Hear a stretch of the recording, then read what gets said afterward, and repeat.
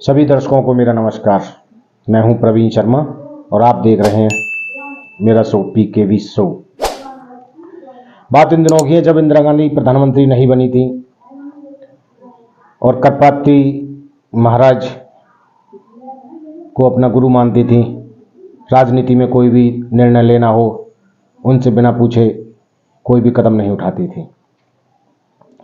बात 1965 की, भारत पाकिस्तान के युद्ध के बाद, शास्त्री जी की मृत्यु के बाद चुनाव का समय था।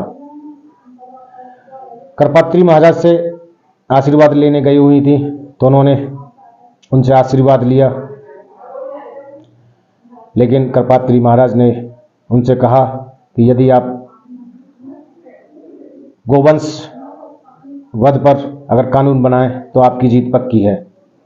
इंदिरा गांधी ने वादा किया कि मैं यदि जीत कर प्रधानमंत्री बनी तो इस पर कानून अवश्य बनाऊंगी। चुनाव होते हैं, इंदिरा गांधी जीत जाती हैं और भारत की प्रधानमंत्री बनती हैं पहली बार। उसके बाद करपात्री महाराज उनको बार बार याद दिलाते हैं कि आपने मुझसे वादा किया था, आप वादा पूरा करें, लेकिन इंदिरा गांधी इग्नोर करती रहती हैं और उनकी मांग पर कोई ध्यान नहीं देती। करपात्री महाराज एक साधु थे, संत थे, सन्यासी थे, लेकिन उनकी एक राजनीतिक पार्टी भी थी जो पहले लोकसभा चुनाव में 3 सीटें जीती थी और उसके बाद हुए विधानसभा चुनाव राजस्थान में 52 सीटें जीतकर विधानसभा पहुंची थी। और स्वयं साधु भी थे, विरक्त थे, ज्ञानी थे। जब बार बार अनुरोध किया इंदिरा गांधी से तो इंदिरा गांधी नहीं मानी, तो उन्होंने आंदोलन का रूप अपनाया। अपने साथियों के साथ पहुंच गए संसद पर धरना देने। उस समय हजारों की संख्या में साधु संत, आम जनता संसद के बाहर धरने पर बैठ गई, जिसमें लगभग 20,000 महिलाएं भी थीं। जब धरना देते देते कुछ दिन बीत गए, सरकार ने नहीं सुनी तो नारा लगाया गया, सरकार बहरी है, ऐसे नहीं सुनेगी। आह्वान हुआ कि संसद के अंदर घुसें और सांसदों को बाहर निकालें और धरने पर बिठाएं और उन्हें समझाएं। जैसे ही साधु संत, आम जनता संसद के गेट से अंदर जाने लगे, अंदर से लाठीचार्ज, आंसू गैस के गोले चलने लगे, लेकिन जनता नहीं रुकी, साधु संत नहीं रुके, तो अंदर से आदेश हुआ गोली चलाई जाए। गोली चली, साधु संत धड़ाधड़, आम जनता गोली लगने से जमीन पर गिरने लगे। तो वहां पर भगदड़ मच गई।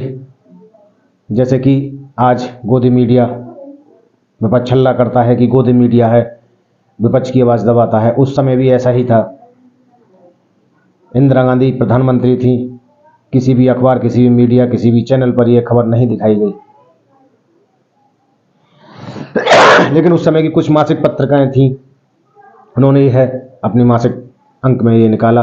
गीता प्रेस गोरखपुर की एक पत्रिका निकलती है कल्याण, उस मासिक पत्रिका ने विस्तृत तरीके से ये अपना मासिक अंक छापा था, वरना किसी भी पेपर में, किसी अखबार में, किसी चैनल में इस खबर को नहीं दिखाया गया।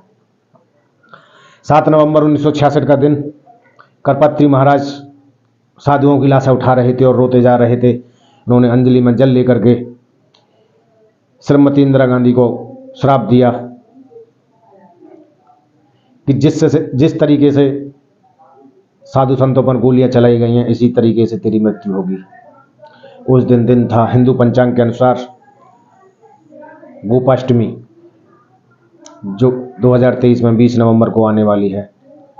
गोपाष्टमी के दिन उन्होंने ये श्राप दिया और हुआ भी यही। 31 अक्टूबर 1984 को गोपाष्टमी के दिन ही उनके अंगरक्षकों ने उन पर गोलियां चलाई और मृत्यु को प्राप्त हुई।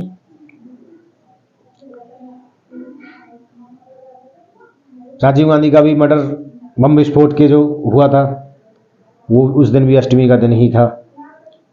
और धीरे धीरे संजय गांधी और राजीव गांधी दोनों की मृत्यु होती है और इंदिरा गांधी की मृत्यु भी हो जाती है। तीनों की मृत्यु ही अकाल मौत हुई थी। आज भी याद किया जाता है कि ये सब करपात्री महाराज के श्राप के कारण हुआ था और यही कारण है। राहुल गांधी ने अभी तक शादी नहीं की है। और इससे आगे वंश वृद्धि की संभावना भी नहीं है।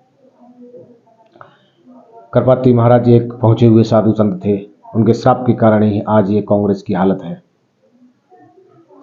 दोस्तों, यह जानकारी कैसी लगी? यदि आपने चैनल को सब्सक्राइब नहीं किया तो सब्सक्राइब अवश्य करें।